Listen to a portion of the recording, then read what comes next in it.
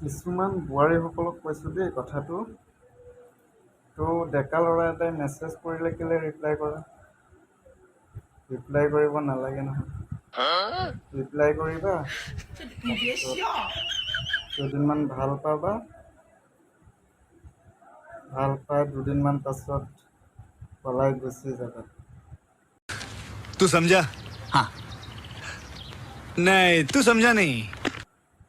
তাৰপিছত গিৰিয়েকজন এদিন দুদিন পাছত আহি নিউজ চেনেলৰ আগত ক'ব,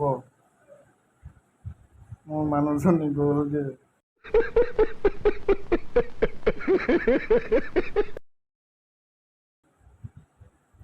কান্দিব, ওচৰত এটা ল'ৰা লৈ গুচি গ'ল।